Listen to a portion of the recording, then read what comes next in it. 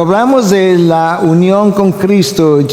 Yo quisiera volver a enfatizar que no estamos hablando de que, bueno, yo pertenecía a la familia del mundo y ahora yo pertenezco a la familia de Dios. Eso es verdad, pero no es eso simplemente. Tampoco estamos hablando de agregar a Cristo al número de cosas que yo tengo, como una cosa más o como la cosa más importante en mi vida. No estamos hablando de eso tampoco. Tampoco implica que ahora yo soy miembro del club de discípulos de Cristo, aunque eso puede ser cierto que tú estés entre la lista de los discípulos de Cristo. Pero la unión con Cristo es algo tan extraordinario que si tú llegas a entenderlo jamás vivirás de la misma manera. Recuerda que Cristo trató con diferentes analogías y símiles de ayudarnos a entender esa unión. Por un lado, Él nos dijo, yo soy la cabeza, ustedes son el cuerpo. Ustedes me están viendo. Tú no te imaginas mi cabeza por allá y mi cuerpo por aquí. Donde yo estoy con cuerpo y cabeza al mismo tiempo. Cristo dice, donde yo esté, están todos mis discípulos conmigo. En otra ocasión, Cristo dijo, yo soy la vid y ustedes son los pámpanos. En otras palabras, si te separas de mí no tienes vida. Si te alejas de mí no comienzas a morir. Tú no puedes existir sin mí. De hecho, separado de mí, tú estás muerto. Tú ni siquiera eres discípulo mío. Yo soy el tronco y tu vida depende de que permanezca en el tronco. Tu salud espiritual depende de que tu unión con el tronco no se debilite.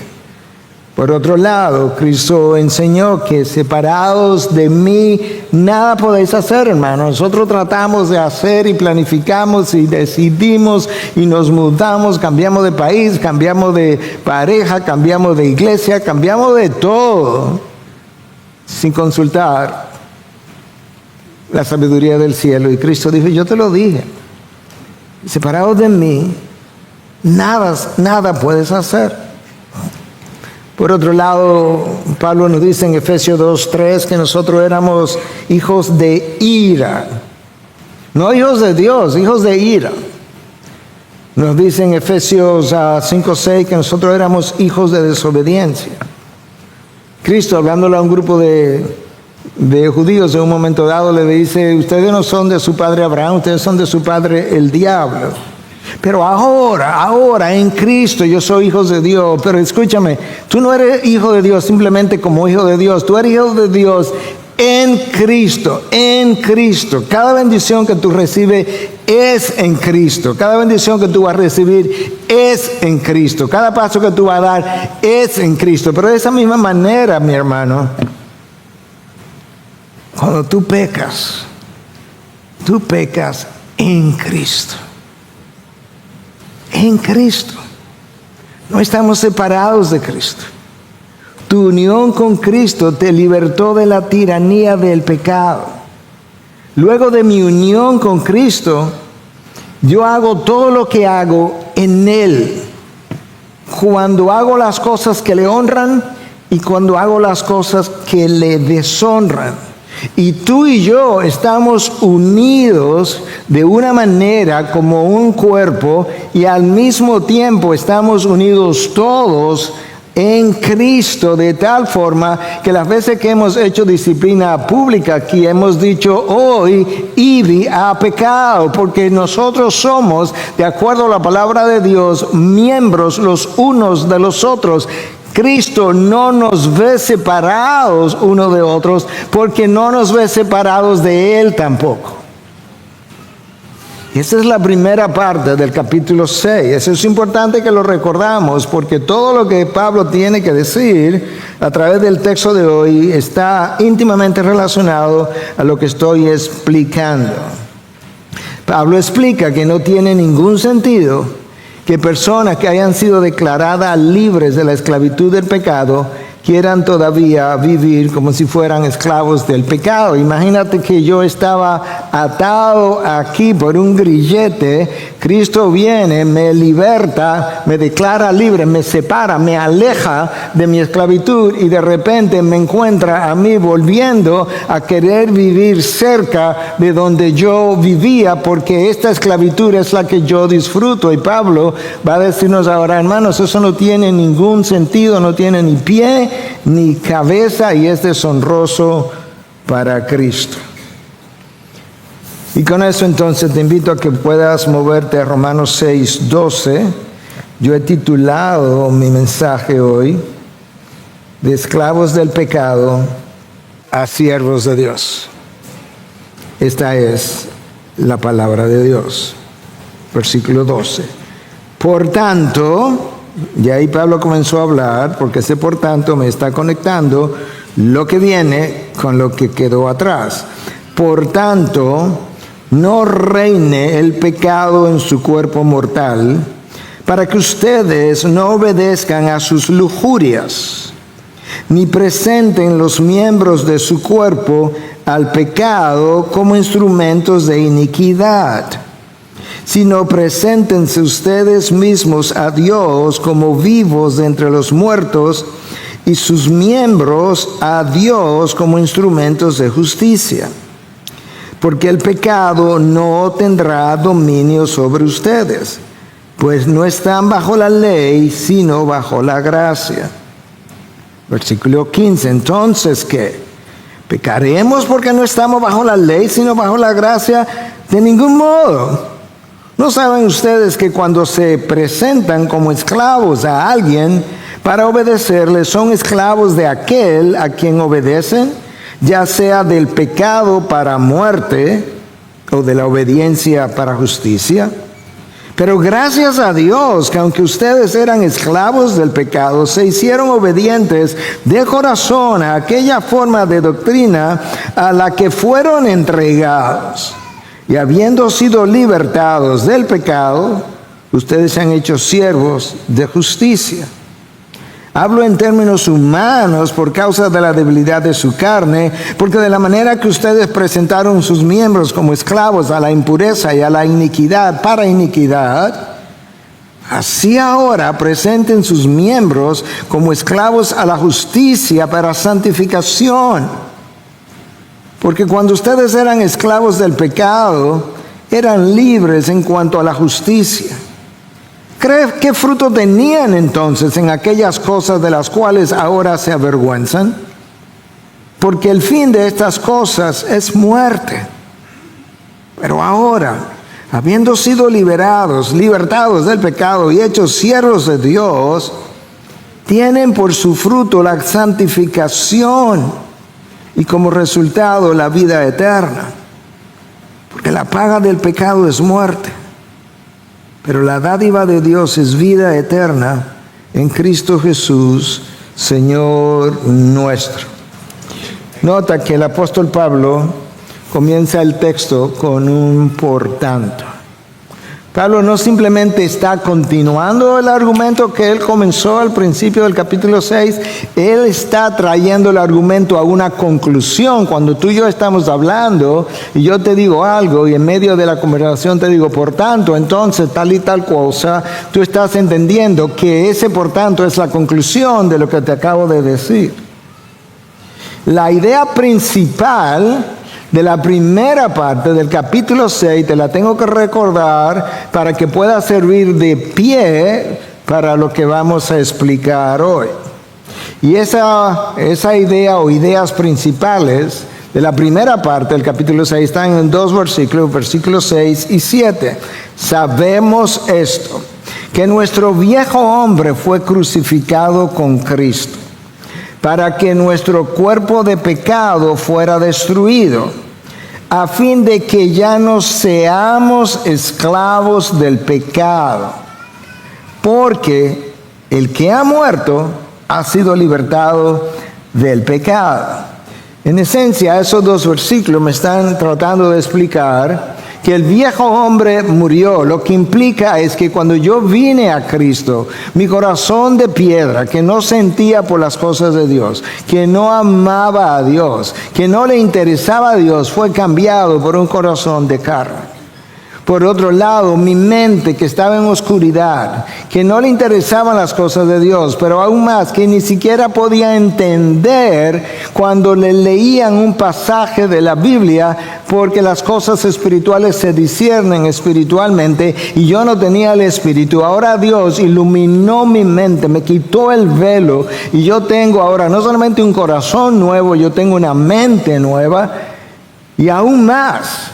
Yo tenía la voluntad esclavizada al pecado. Yo no tenía ninguna otra opción que no fuera pecar. Pecaba porque me gustaba pecar, disfrutaba pecar y no tenía ninguna otra opción que no fuera pecar. Pero ahora, después que Cristo vino y me unió a Él y puso el Espíritu de Dios a morar en mí, mi esclavitud al pecado fue quebrada por completo y ahora es cierto que todavía peco, pero ahora yo peco porque quiero pecar, porque deseo pecar, no porque no pueda dejar de pecar, porque mi voluntad quedó liberada. Ya nosotros no somos esclavos del pecado. Ahora, habiendo dicho eso, que estoy unido a Cristo, eso no implica que el cristiano no vuelve a pecar. Lo que sí nos ayuda a entender es que mi alma regenerada, mi espíritu regenerado, no es ahí donde reside mi pecado. Yo estoy regenerado. Mi problema está en esta carne que no puede ser regenerada, no puede ser santificada, que no puede ser educada, que no puede ser moralizada, que permanece con deseos, con demandas, que hace esas demandas sobre mi mente y mi espíritu, y que si yo no vivo una vida de cierta manera voy a ser arrastrado en la dirección de la muerte espiritual. Si eso es verdad, entonces aquellos de nosotros que hemos sido libertados de la tiranía del pecado, para esos Pablo tiene varias recomendaciones. De hecho, él tiene 2 mandatos y 5 enseñanzas. Me estoy dividiendo de esa misma manera. Mandato número 1. Y digo mandatos porque están en el tiempo verbal imperativo. No es una opción ni es una recomendación, es un mandato. Entonces, este es el mandato en mis palabras y luego te leo el versículo otra vez. No permitan, en imperativo, que el pecado continúe reinando en sus vidas. ¿Por qué? Porque la esclavitud del pecado terminó. Y si ustedes no ejercen su voluntad, la cual fue libertada por Cristo, el resultado será que terminarán obedeciendo a las lujurias del pecado. Versículo 12. Por tanto, no reine, en imperativo, el pecado en su cuerpo mortal, para que ustedes no obedezcan a sus lujurias. Nota que Pablo se refiere a ese cuerpo mortal porque es esa parte física la que permanece sin ser regenerada, como ya hemos dicho, que permaneces con deseos carnales, que antes reinaban sin control sobre mí porque mi voluntad estaba esclavizada y yo no podía dominarlos, yo no podía resistirlos, yo no podía evitarlos. Entonces nosotros teníamos deseos pecaminosos, una voluntad esclavizada y esas 2 cosas me llevaban a pecar de manera continua.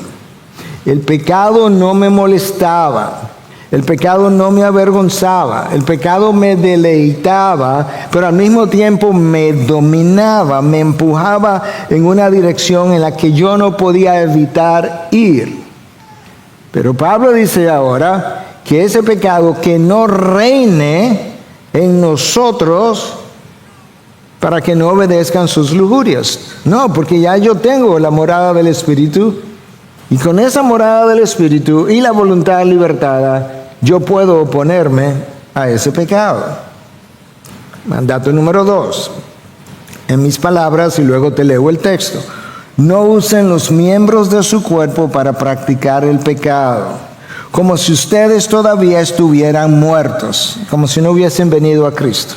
Más bien, como ahora están vivos en Cristo, presenten cada miembro de sus cuerpos a Dios como instrumentos de justicia. Nota ahora como la Nueva Traducción Viviente dice exactamente la misma cosa. No dejen que ninguna parte de su cuerpo se convierta en un instrumento del mal para servir al pecado. En cambio, entréguense completamente a Dios, porque antes estaban muertos, pero ahora tienen vida nueva. Así que usen todo su cuerpo como un instrumento para hacer lo que es correcto para la gloria de Dios. La pregunta es, ¿cuáles son esos miembros de tu cuerpo? Y yo voy a tratar de ilustrarlo con la misma palabra. Eva, vamos a comenzar en el jardín del Edén, vio con sus ojos. Y luego ella fue y mordió con su boca la fruta prohibida. Y luego ella con su lengua saboreó la fruta. Esos miembros fueron presentados y usados como instrumentos de pecados y sirvieron a Satanás y no a Dios. De eso es que Pablo está hablando aquí. Acán, conocen el pecado de Acán, fueron a la batalla, no se suponía que tomaran nada del enemigo. Acán vio un lingote de oro, vio un manto babilónico, vio con ese miembro de su cuerpo. Pero luego él fue y con las manos, otro miembro de su cuerpo, los tomó y luego con sus pies, otro miembro, caminó hasta llegar a su casa y esconderlo debajo de su cama, como si Dios no hubiese visto lo que él había hecho. David vio a Betsabé y luego la llamó, tuvo una primera relación. Amnón, el primogénito de David, de 20 hijos que tuvo David, el primogénito de David, violó a su media hermana, la única hija de David, a Tamar. David y Amnón usaron, no tengo que decirte cuáles, múltiples miembros de su cuerpo, tanto con Betsabé como con Tamar, y lo presentaron como instrumentos de iniquidad. Escucha el consejo de Crisóstomo, siglo IV, considerado la lengua de oro del momento, lo que él dice con relación a esto que yo estoy hablando.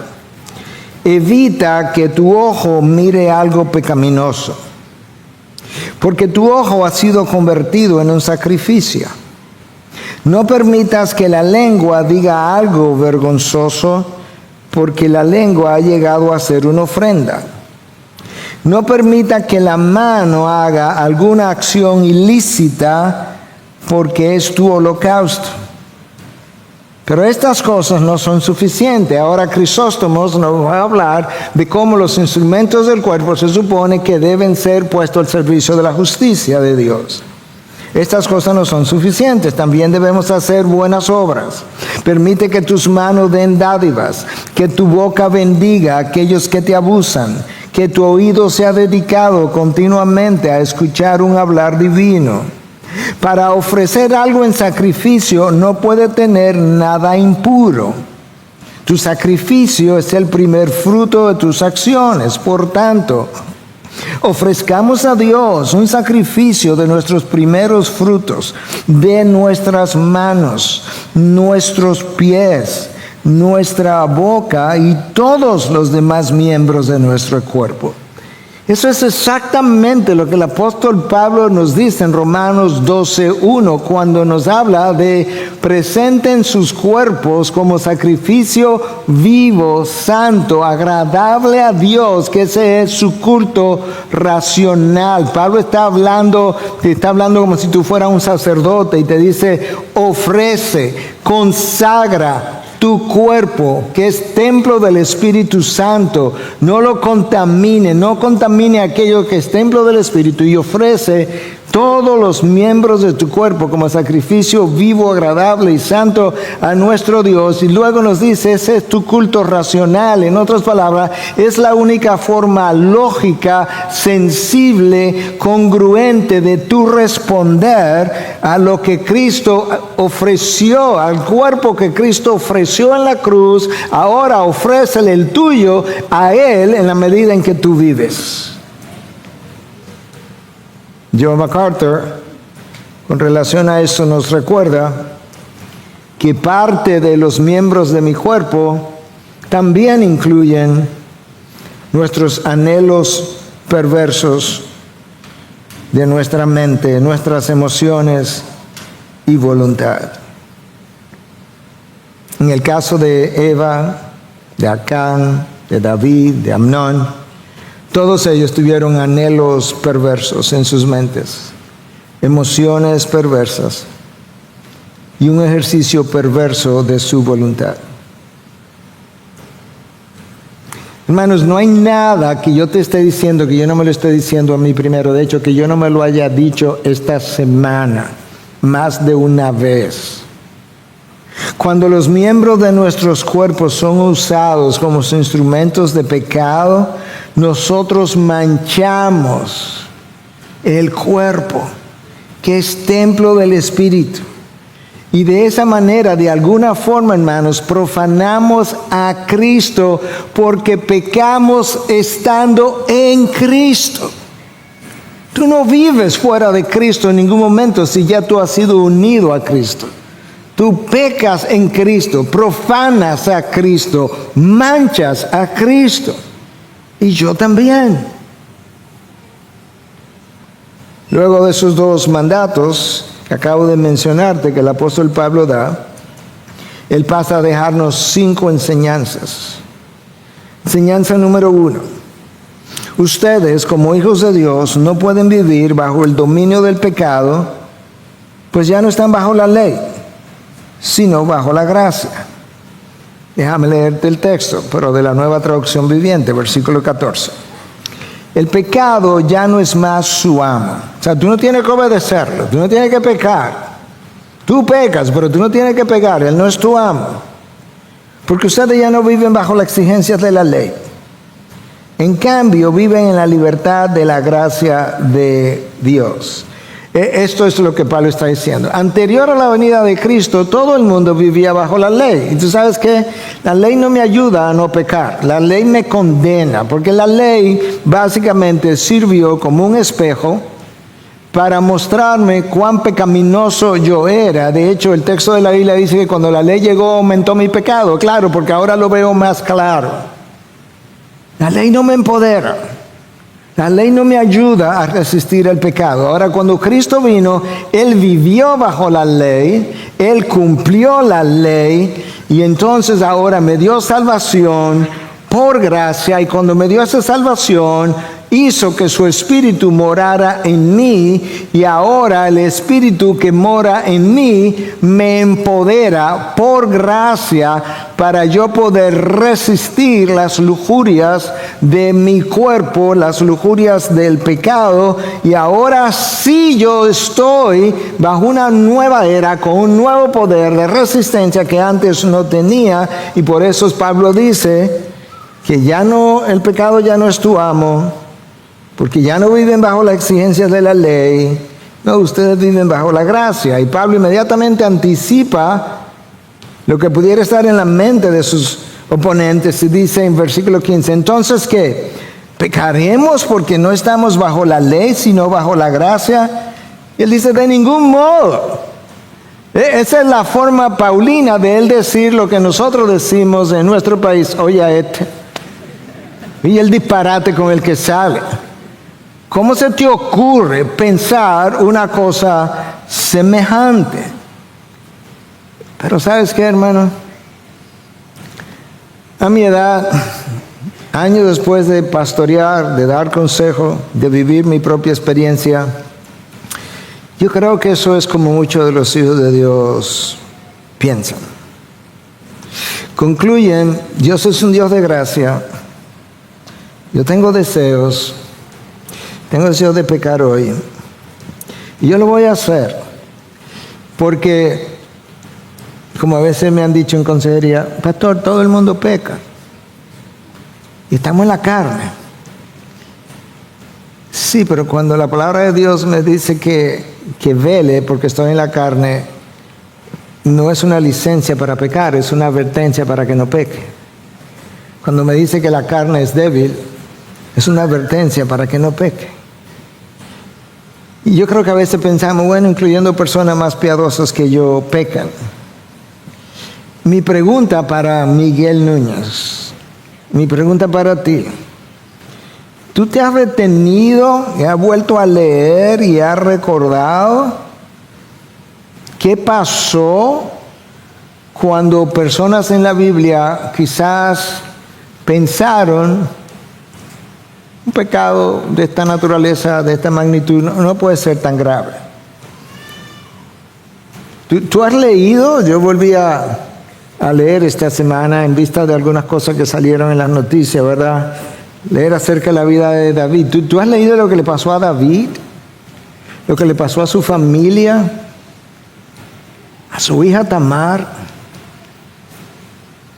a Amnón, cómo lo mató su hermano Absalón.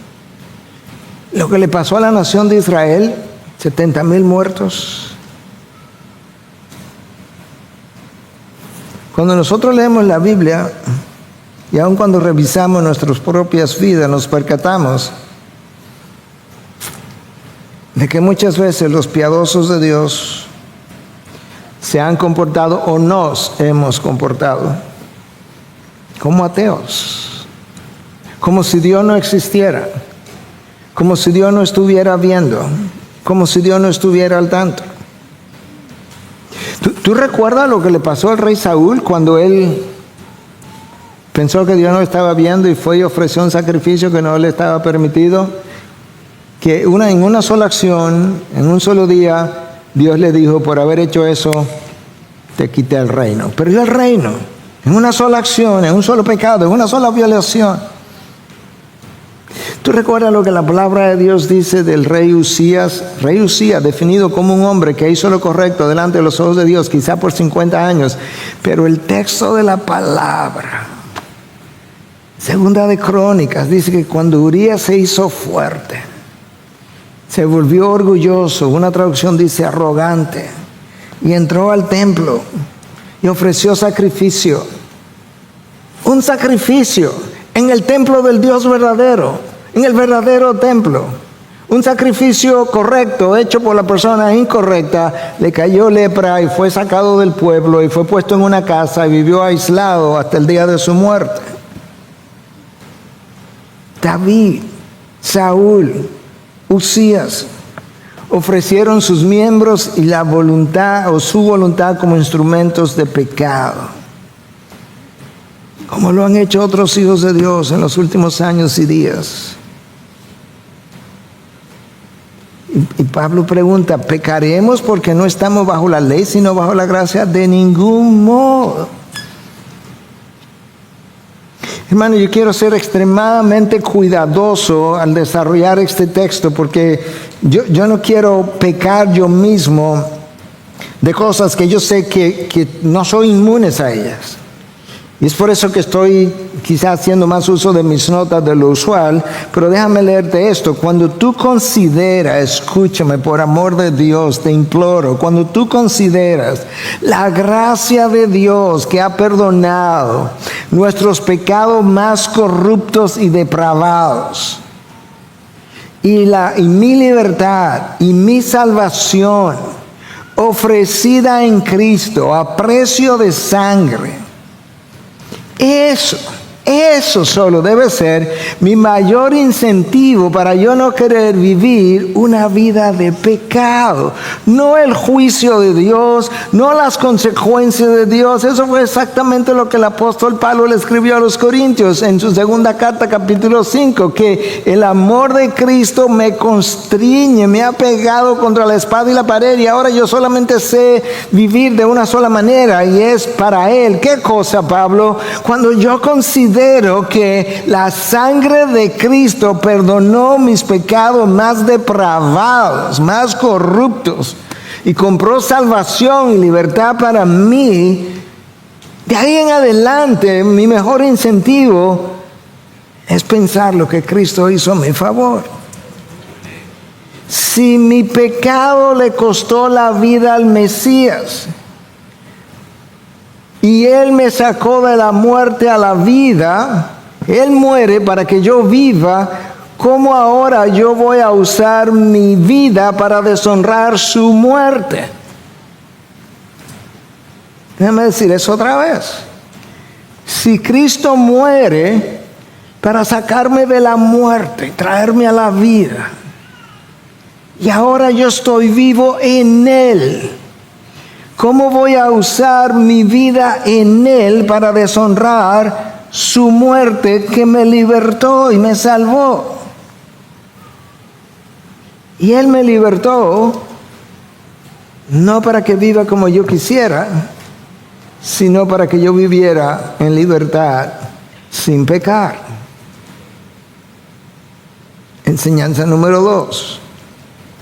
El poder destructivo del pecado es devastador e incalculable. Versículo 16. ¿No saben ustedes que cuando se presentan como esclavos a alguien para obedecerle, son esclavos de aquel a quien obedecen? Ya sea del pecado para muerte, ahí está lo incalculable y devastador del pecado, ya sea del pecado para muerte o de la obediencia para justicia. Pablo está diciendo que cuando yo uso los miembros de mi cuerpo para pecar, tú te devuelves y voluntariamente te vuelves a ser esclavo de esto, donde yo estaba, de este lugar, de esas lujurias, sin tener el grillete ya, y que tarde o temprano eso me llevará a la muerte. Eso es exactamente lo que el apóstol Pedro dice con otro lenguaje, pero bastante severo. Que él dice que cuando el creyente hace tal cosa, es el equivalente a cuando el perro vuelve a su propio vómito y la puerca lavada vuelve a revolcarse en el cieno. Segunda de Pedro 2:22. Tú has visto un perro, nosotros hemos tenido perro por años y lo hemos visto, el perro vomita, tiene un olor fétido, desagradable, y ahí mismo él comienza a comerse su vómito. Y uno como que siente como, ahora Pedro te está diciendo, eso a nivel espiritual es peor. Es peor que ese ejemplo humano que te traigo. Eso es lo que implica, después de haberte lavado con la sangre de Cristo, querer volver hacia atrás. Hermano, el pecado, la consecuencia del pecado es devastador, es incalculable. ¿Quién diría que una mordida a una fruta arruinaría la creación entera, hasta el punto que miles de años después ella gime con dolores de parto? La creación está loca por ser liberada de la corrupción a la que fue sometida, dice Pablo en Romanos 8. La creación quedó tan corrupta por el pecado que Dios dice en 2 de Pedro 3:11 que la va a quemar, que la va a destruir por completo. Esto hay que hacerlo de nuevo. Una mordida a una fruta. ¿Quién diría que un sacrificio ofrecido al Dios verdadero en el tabernáculo de Dios por jóvenes sacerdotes que no tenían experiencia, que eso sería suficiente para que Dios los carbonizara a los 2 hijos de Aarón. ¿Quién hubiese pensado que en los tiempos de Pablo, gente que estaba viviendo en pecado, vino y tomó un poco de vino y un pedazo de pan y compartió de la cena del Señor indignamente porque estaban viviendo en pecado, y que algunos se murieron y que otros se enfermaron?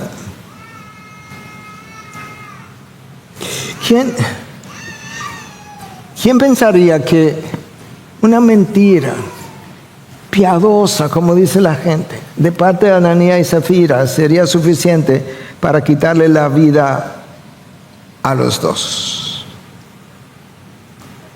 Hermanos, no hay pecado pequeño.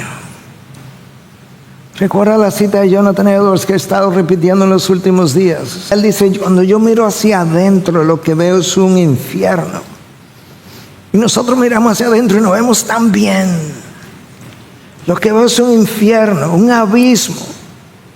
Y él dice: yo oro y peco cuando oro. Yo predico y peco cuando predico. Yo me arrepiento y peco cuando me arrepiento. Y aún mis lágrimas tienen que ser lavadas por la sangre de Cristo. Y nosotros nos sentimos tan bien, porque nosotros no tenemos idea de lo que es el pecado, de tanto pecado en el que hemos vivido. John MacArthur, hablando sobre esto, dice: las Escrituras caracterizan el pecado y sus efectos de muchas maneras. Se refieren al pecado como profanación o una contaminación del alma. Es para el alma humana lo que la corrosión es para un metal precioso, o lo que el smog o niebla tóxica es para un hermoso cielo. El pecado es llamado una cosa inmunda en Isaías 30:22, y se compara con el veneno de las serpientes y la ponzoña mortal de las cobras en Deuteronomio 32:33. Incluso las cosas que los hombres consideran justas, sus buenas obras, son como trapos de inmundicia. En el original dice como trapo de menstruación a los ojos de Dios en Isaías 64:6, o como ropas sucias en Zacarías 3, versículos 3 y 4. Pablo se refiere al pecado como inmundicia de la carne y del espíritu en 2 Corintios 7:1.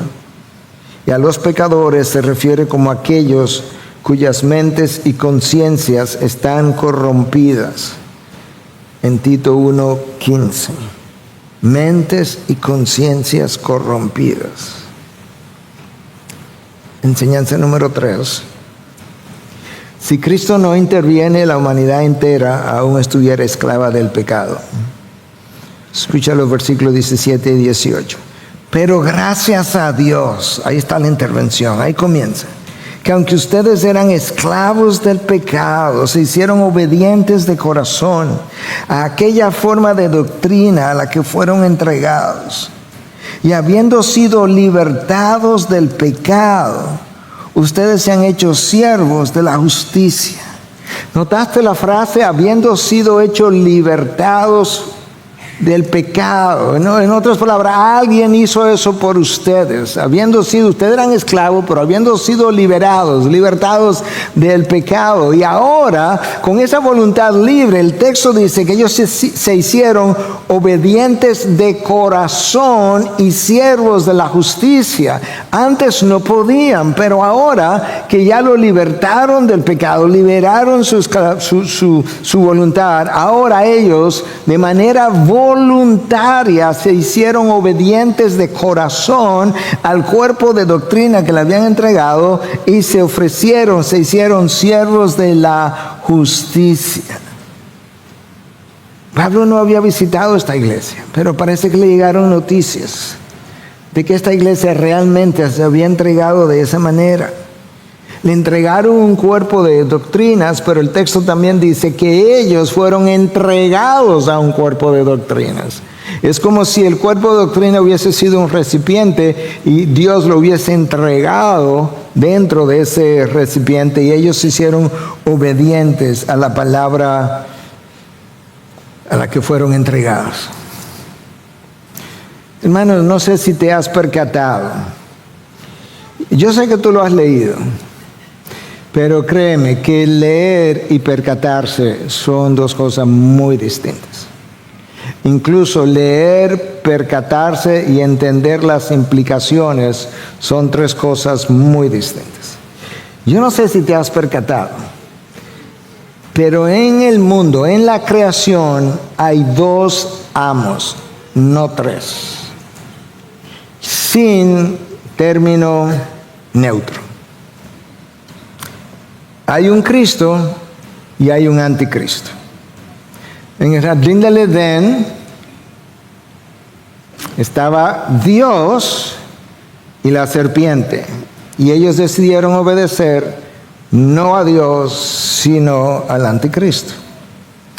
En el desierto estaba Cristo y el anticristo, y Cristo decidió obedecer a su Padre y no al anticristo. No había una tercera vía. El día de la crucifixión, Cristo estaba en el medio y habían dos ladrones. Uno de ellos pide perdón en un sentido y le dice: Señor, acuérdate de mí cuando estés en el paraíso. Y él terminó en la vida eterna. Y el otro acusaba a Cristo, se fue con el anticristo y terminó en la condenación con el dicho anticristo. Hay dos amos, tú obedeces a uno, obedeces al otro. Por eso Cristo dijo: nadie puede servir a dos señores. O aborrecerás a uno y amarás al otro, o te apegarás a uno y despreciarás al otro. Yo sé que el contexto de Lucas 16:13, en el que eso está, tiene que ver con las finanzas, pero la realidad es que eso es, en el contexto del resto de las escrituras, eso es exactamente como está presentado. Tú o amas a Dios y aborreces todo lo demás, o amas lo demás y aborreces a Dios. Cristo de hecho lo dijo de esta manera, para dejarnos saber: aquí hay dos bandos, aquí hay dos equipos, uno en contra del otro. El que no está a favor mío está contra mí, no está neutral. El que no está conmigo está contra mí. El que no está con Cristo está con el anticristo. El que no recoge a mi lado desparrama. El que no está haciendo mi trabajo está desparramando. El que no camina conmigo camina con el anticristo. Si no estás caminando con Dios en un momento dado de tu vida, hermano, adivina quién está caminando contigo. Pero solo no estás. En el contexto de la carta a los Romanos, Pablo nos presenta dos opciones: o eres siervo de justicia o eres siervo del pecado, no hay otra. Obedecemos a Dios, siervo de justicia, o obedecemos el pecado, siervo de Satanás. Lo que Pablo entonces hace es que pasa a explicar de qué manera debiéramos vivir ahora. Y él dice en la NTV, versículo 19: uso la ilustración de la esclavitud para ayudarlos a entender todo esto. La esclavitud era algo común en el mundo romano. Entonces Pablo está diciendo: mira, esto ustedes lo pueden entender. Hay hombres libres y hay hombres esclavos en el imperio. Entonces él dice: yo uso la ilustración de la esclavitud para ayudarlos a entender todo esto, porque la naturaleza humana de ustedes es débil. En el pasado se dejaron esclavizar por la impureza y el desenfreno, lo cual los hundió aún más en el pecado. ¿Notaste? Comenzaste con la impureza, seguiste con el desenfreno y lo único que eso hizo fue hundirte aún más en el pecado. Ahora deben entregarse, ahora que están en Cristo, deben entregarse como esclavos a la vida recta para llegar a ser santos. Lo que Pablo me está ayudando a entender era: mira, yo antes vivía en el pecado, yo disfrutaba el pecado, nos entregábamos hasta el desenfreno del pecado. Pero lo único que hizo fue nos hundió más en el pecado. Hermano, tú me has oído hablar más de una vez de la anatomía y la fisiología del pecado. Así es como el pecado funciona. Va de menor a mayor. Siempre. Siempre. Déjame ilustrártelo en la vida de David para luego ilustrarlo en la vida de nosotros. David vio a Betsabé, la codició, todavía no ha tenido adulterio físico, ya pecó. Siguió. Luego la mandó a buscar. Cometió adulterio físico. Pecó un poco más. Luego ideó un plan de emborrachar a Urías, mandarlo a buscar una noche y que se fuera a intimar con su esposa para ver si el embarazo de Betsabé podía hacerse lucir como que era de él.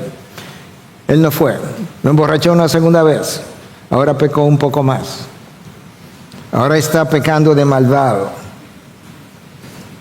Luego, cuando él no vio cómo más iba a ocultar su pecado, lo mandó a matar. Peca un poco más. Luego mudó a Betsabé para su casa y ocultó todo y pecó un poco más. ¿Cómo le ocurrió eso? Al hombre conforme al corazón de Dios, ¿cómo le pasó? Bueno, es que el pecado comienza a desensibilizar tu conciencia. Luego comienza a debilitar lo que tú antes tenías como valores y tú comienzas a desarrollar antivalores. Luego el pecado le roba el discernimiento a tu mente y todo el tiempo las pasiones se han estado incendiando cada vez más. ¿Cuál es el problema? Recuerda que el pecado, lo vamos a ver en capítulo 7 Romano otra vez, el pecado reside en mi carne. Por eso Pablo dice en Romanos 7, en mi carne nada bueno hay. Cero. El problema con la carne es que no solamente que no la puede educar, no la puede moralizar, no la puede santificar, es que la carne es insaciable, hermano. Siempre quiere más. Y de forma más atrevida y más depravada. Es como, quizás es una ilustración con la comida. Tú comes en la mañana, te llenas y al mediodía tienes hambre otra vez. Y luego comes mucho al mediodía y en la noche tienes hambre otra vez. Dame más. Dame más. Y si tú no tienes dominio propio, resulta que tu dieta se va empeorando. Y quizás comía, no sé, más o menos saludable y de repente ahora come con mucha grasa y mucho helado y mucho, todo lo que quizás no te hace bien. Porque tu cuerpo lo va demandando de forma más atrevida y más depravada. Ese es el principio de la pornografía, ese es el principio de la prostitución, ese es el principio de las drogas, y así han terminado los que han violado niños, comenzaron con cosas menos perversas. Eso es como el pecado opera. Esa es la anatomía y la fisiología del pecado en ti y en mí. Mira cómo ocurre. Tú ves algo y te atrae. Debiera dejar de pensar ahí, pero no lo hacemos. Tú comienzas a imaginar cómo tú pudieras disfrutar de eso que viste. Si te gusta la comida, por ejemplo, y sabes cocinar, tú ves algo y te gustó, y tú comienzas a pensar cómo tú puedes prepararlo en tu casa. Luego nosotros comenzamos a pensar cómo yo podría comerme eso que es ilícito sin que otros se enteren. Hay gente que están casados y la esposa no quiere que coma alimento con grasa o que coma tanto helado. Se levantan a medianoche y se comen lo que no se supone que coman, pero es como lo voy a ocultar. ¿Cómo lo voy a hacer sin que otros se enteren?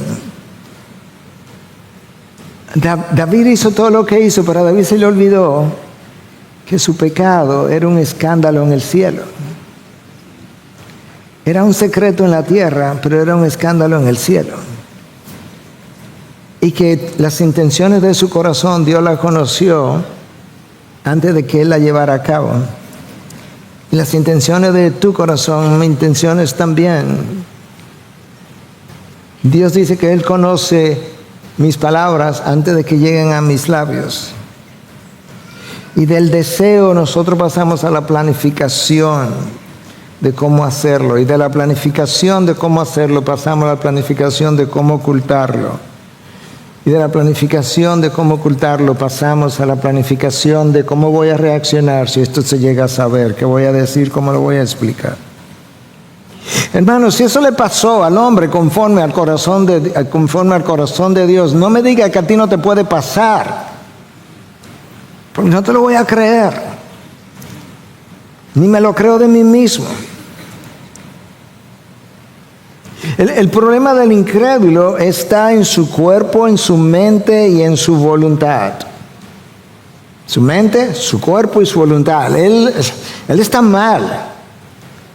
El problema del creyente, ya su alma está regenerada, su voluntad ha sido libertada. Ahora su problema está en un solo sitio, es en su cuerpo mortal, en su carne. Mira cómo Charles Spurgeon lo explicó en uno de sus sermones llamado Muertos pero Vivos.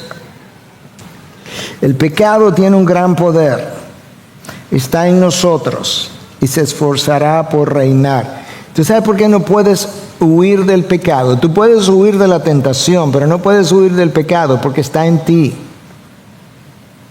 Siempre permanecerá como un bandido, dice Spurgeon, escondido dentro de nuestra naturaleza, en tu propia naturaleza, ahí está el pecado.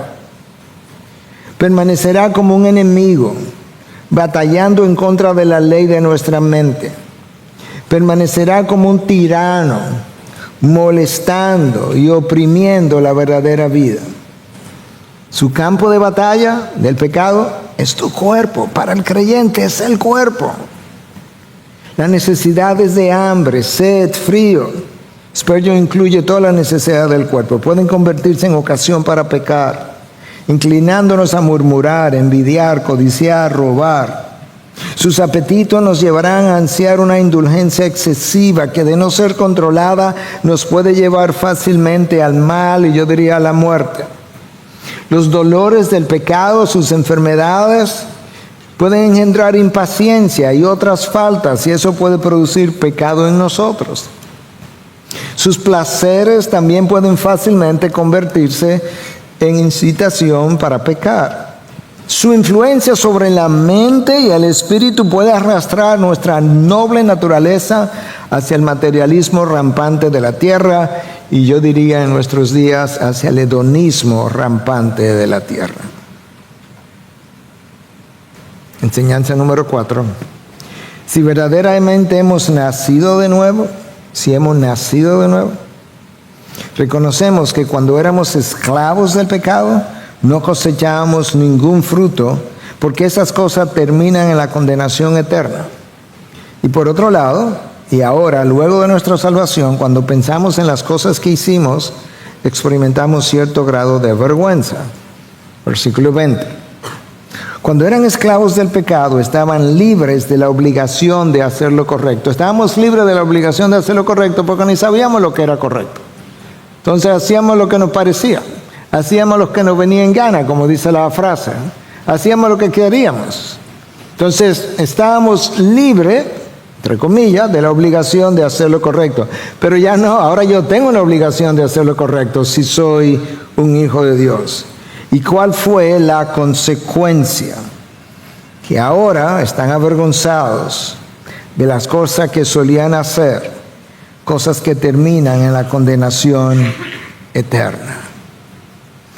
Yo no sé tú, hermano, pero cuando yo pienso en cosas que hice cuando era inconverso y aún en cosas que hice en tiempos de atrás, todavía me da vergüenza. Y si ese no es tu caso, Pídele a Dios que resensibilice tu conciencia o te haga nacer de nuevo, porque tú necesitas esa vergüenza. Tú necesitas la vergüenza para no volver a incurrir exactamente en las mismas cosas en las que incurriste. Pero no solamente eso, sino porque ciertamente te das cuenta, fue a los ojos de Dios que hice esto. Y lo hice estando en Cristo. De nuestra vida anterior a Cristo no cosechamos nada bueno, excepto vergüenza en el día de hoy.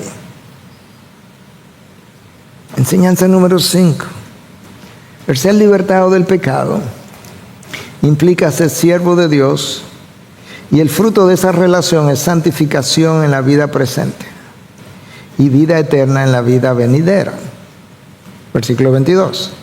Pero ahora, habiendo sido libertados del pecado, mira la consecuencia. Habiendo sido libertado del pecado y hecho siervo de Dios, eso es como sinónimo. Si fuiste libertado del pecado, fuiste hechos siervos de Dios o hijos de Dios. Tienen por fruto la santificación y como resultado la vida eterna. La santificación se supone que es progresiva. En otras palabras, hay cosas que yo no hago hoy que quizás hacía hace 5 o 10 años atrás. Hay cosas que yo hago hoy que se supone que en 5 o 10 años adelante no la voy a hacer. La falta de la progresión en mi santificación implica probablemente que yo no he nacido de nuevo. Porque la santificación es el fruto del Espíritu, no mío. Si hay cosas que yo no estaba haciendo hace 5 o 10 años, pero hoy sí la estoy haciendo, y son del orden de pecado, el chance es que no nací de nuevo. Pero no dice que no tengo chance de nacer de nuevo. De ahí que Pablo le dice a los corintios, examinaos para ver si estás en la fe. ¿Y cómo me examino, Pablo? Examina tu santificación, si estás progresando. Esa es la mejor forma. Y esa santificación, ¿qué implica? Bueno, es una vida cada vez más parecida a la de Cristo. Es una vida cada vez de mayor gozo, de mayor satisfacción. Es una vida donde yo puedo cantar mejor esa frase que cantamos al final de una de las canciones, que mis días sean para ti, que yo puedo cantarla ahora con congruencia y que sea cierta. Es una vida de mayor bendición, es una vida de menor intranquilidad, de mayor paz. Una vida donde experimento cada vez más la presencia manifiesta de Cristo. Y finalmente Pablo concluye diciéndonos, ¿cuál es la herencia de aquel que es esclavo del pecado? ¿Y cuál es la herencia de aquel que verdaderamente ha sido libertado del pecado? Versículo 23. Porque la paga del pecado es muerte, condenación, pero la dádiva de Dios, eso es Cristo, es vida eterna en Cristo Jesús, Señor nuestro. Wow. Hay dos pagas. Bueno, hay una paga y una dádiva. La paga del pecado es la muerte, hermanos. Pero hay una dádiva que es por gracia, que es en Cristo, y es Cristo mismo, y es vida eterna en Él. Ahora, hermanos, una vez más, creo que la iglesia en Occidente, como no está bajo persecución, se ha acostumbrado a hacer una profesión de fe y simplemente toma a Cristo y lo agrega a su vida. Bueno, y me dicen que tú eres cristiano. Sí, estoy yendo a la IBI. Sí, ahí va mi familia también. Me dicen que es una buena iglesia. Sí, es bueno. Y tenemos grupo de pareja y nos sentimos muy bien ahí en el grupo. Y nosotros acabamos de agregar como otra actividad más. Cristo te dice, yo no soy un addendum. Yo no soy algo que se me estaba quedando cuando iba saliendo de vacaciones y a última hora lo tiró en el baúl. No. Cuando yo llego a tu vida, es como que llegué a tu casa y tú lo sacas todo. y yo me siento en el centro de la casa y te digo lo que tú puedes volver a entrar. Pero yo ahora, esta casa está bajo, como ponen en inglés, under new management. Está bajo nuevo manager. Aquí llegó alguien que va a comenzar a establecer las cosas en orden.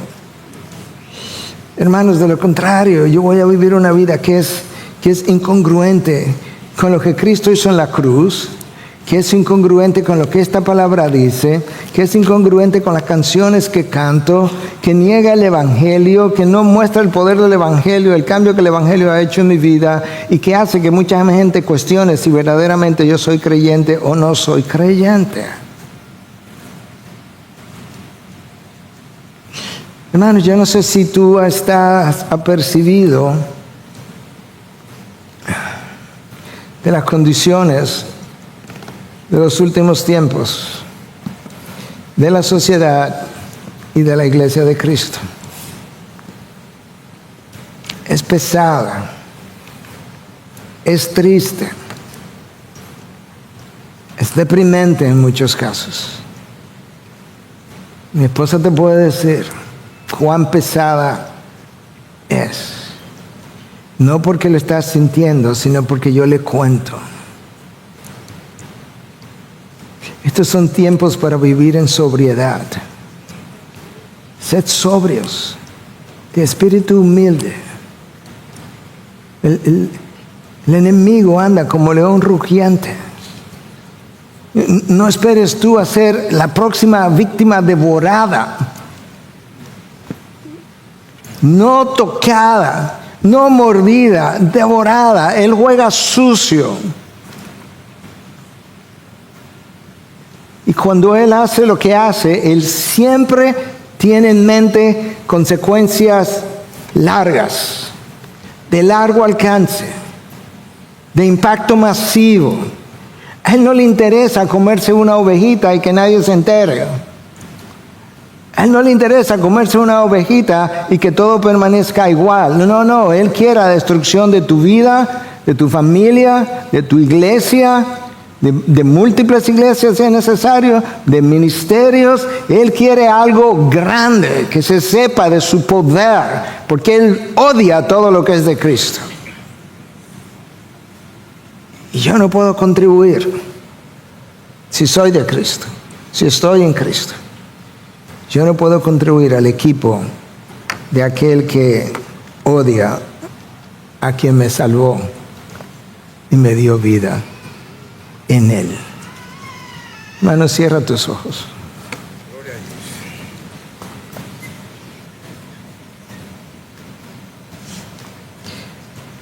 Yo no sé si tú eres como yo, pero cuando tú consideras tus ojos, tu mente, tus manos, tus pies, tu boca, tu lengua, tus oídos, lo que has dicho de otro, para lo que ha prestado tus oídos para escuchar acerca de otros, dónde has ido, lo que has visto en pantallas. Yo no creo que nosotros podamos decir, yo no tengo nada de que arrepentirnos. Yo creo que es un buen tiempo, es un buen momento para que nosotros podamos hacernos a nosotros mismos un llamado al arrepentimiento.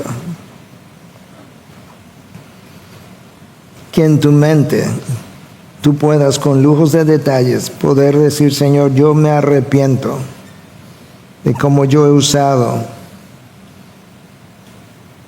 Y ahí tú puedes ponerle nombre a los miembros de tu cuerpo, o sea, lo que ha podido hacer o no hacer. Dios lo sabe. Quizás tú puedas iniciar una práctica de arrepentimiento diario. Esa es mi práctica. Todos los días yo me arrepiento. Y quizás hoy puede ser tu comienzo.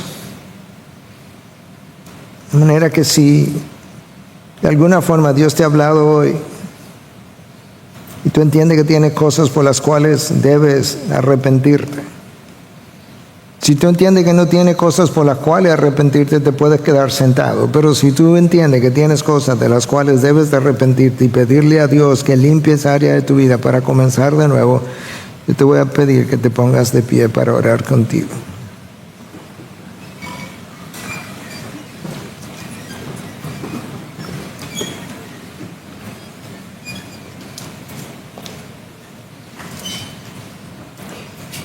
Señor, yo estoy de pie aquí arriba, no simplemente porque estoy predicando, sino porque me toca también estar de pie en este momento. Señor, tú nos llamaste a vivir una vida digna de tu llamado. Señor, tú nos llamaste a vivir una vida que honre la cruz, donde tú fuiste y moriste por mis pecados. Por aquellos que yo cometí hoy, ayer, la semana pasada, hace un mes, todos los días, quién sabe. Señor, perdónanos por no vivir a esa altura. Señor, lo único que yo puedo hacer es decirte, ten piedad de mí, oh Dios, un pecador. Ten misericordia de mí, de tu pueblo, de tu iglesia.